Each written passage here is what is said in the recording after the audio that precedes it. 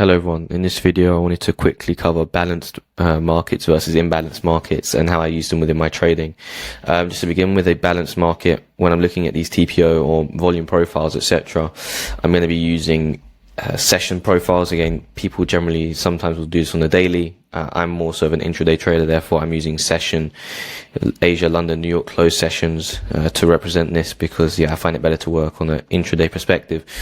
So with a range-bound market, what you have is constant overlapping value areas, centralized point of control, and price rotating between constant values, being the value high and value low of that, ongoing composite profile.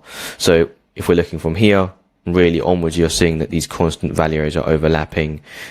Okay, so if we then move this back, also volume throughout this period is generally lower, dying down in comparison to that of an imbalanced market, but I'll get onto that in a second and how I use that, because I use imbalanced markets a lot more than I do more so the range-bound aspects of the balanced state.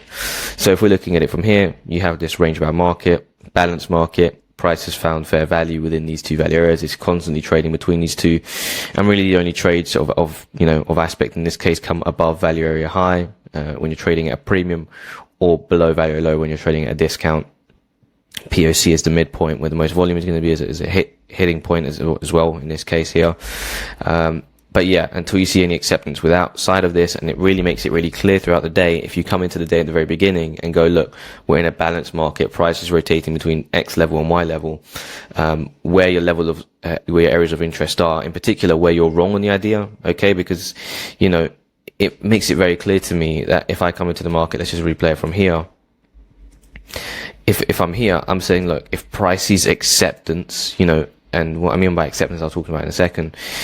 Really, you have this value low, but I wouldn't just say, the value low. I would then look around and go, okay, these lows here that are already rotating beneath that, I would say, look, if price sees any acceptance beneath these lows here, it's likely seeing acceptance outside of the value area. And what I mean by acceptance, it needs to see strong volume, follow through, significance. Otherwise, expect further rotation.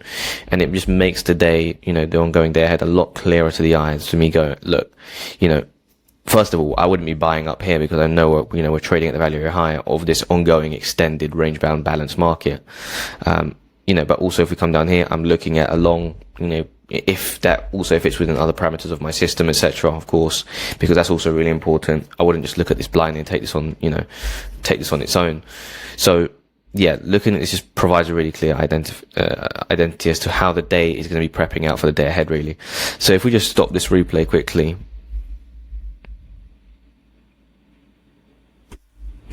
and we then go back to when price really started to enter an imbalance phase of the market in clear terms. And for me, this was really here. Okay. Really, the July 7th, London session heading into New York. I'll talk you how you can also identify this a lot. How I was able to identify this early as well. First of all, we have the point of control up here, within Asia session. Now, you can be looking at this on a day-by-day basis, etc., whatever. The next session then, opens down here. The point of control starting, shifts down, by the way, so VPOC shift from here to here. Price has now started to see acceptance below, where it previously did in the previous session. Alongside that, this isn't really to do with balanced and imbalanced markets, but this helped me to gauge, we're still likely heading down as well. Furthermore cementing that we're going to be in this imbalanced state now, where you have this low also put within London session. I've gone about this enough. It's likely to get taken out. Therefore, I foresee this happening. Therefore, I'm already looking at this in an imbalanced market. But it's very clear, when you're in an imbalanced market, VPOCs are shifting, with price, again here. And you could be using price, market structure as an invalidation point, or VPOC levels as an invalidation point as to when that imbalanced state ends. And whilst it continues, you continue to trade with that trend. So in this case here, merging this back, we have the point of control here. And then again, as we're continuing to go on throughout the day, the VPOC is shifting down and down and down. Now, with that said, let's just reset these. And reset these.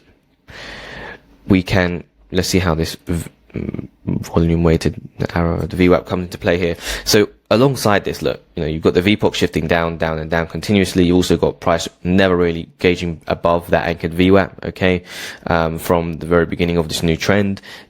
Price is not breaking any sort of structure. So basically what I'm saying is, look, when you come into the day, especially when you're coming into New York session, because I know that's how a lot of people, trade these markets, they're coming into New York session. Let's just replay from here. And let's pause it. You're coming into New York session. My outlook at this point, first of all, is then going, look, we've got a high, low, we're the point of control shifted down. We're seeing a strong move down on this imbalance here. What do I want to see to be able to say, okay, this imbalanced move locally is ending? Well, the first thing I'd want to see is, you could also say, we've got that enabled. This high here, this is a breaking structure, high, low, lower high. Now we've made a lower low until this is reclaimed at the very minimum. Okay, the market structure is down, but also if we merge this back, you can also see that now we're still firmly below any sort of volume, VPOC levels of this ongoing downtrend. So if we reset this again, fast forward. So what does this tell us also? It tells us that, okay, that's my invalidation almost, as a zone as to where this downtrend ends. Any sort of subsequent move up, I'd want to short for continuation down, going with the trend, imbalanced market states, okay? So high, low, lower high, lower low, we're in an imbalanced state. We've identified the invalidation level, which is really clear. And now we have all this zone here between current price and the invalidation as to where you'd want to get involved next. Does this have to work every single time? No, in reference to it, but it's very clear, you get this retrace up a little bit. And also you can have rules in relation to this. For me, I don't want to see, invalidation. And this is like, I guess my unique take on things, in comparison to more traditional textbook styles of things is, look, invalidation, the low, I don't want to be entering unless we're at least between the 382, between that high and this low. So, that's beyond these points here, a bit of a fairly shallow retrace. So I don't want to break that down too much, but just understand that, you're in an imbalanced market. Where is the imbalanced market, overwhelmed and it's no longer imbalancing market? There's signs of strength that occurred in this case. Where is that level? Plot that on the chart, and it was clearly in this case acceptance above this, and this is a far away kind of invalidation. You could have said it was, above the VPOC, and this is where it becomes discretionary in this case. You could have said it's above the VPOC, above the VWAP, whatever it may be. And then when you have that level, it makes it much clearer to go, okay, look, I'm going to go with the trend until this level is reclaimed. Where are the current levels of interest between current price and this invalidation level? And then I'm going to look to fade it when it gets there for continuation to the downside. It also gives you a clearer target. When you're looking at imbalanced place, it gives you a clearer target. It gives you a place to even add. There's a lot that goes on with imbalanced markets and the way you can use that to actually continue for continuation trades, adding to setups, etc. But I'll talk about that in another video. So yeah, hopefully you lot all found that useful to some extent, and I'll catch you all later.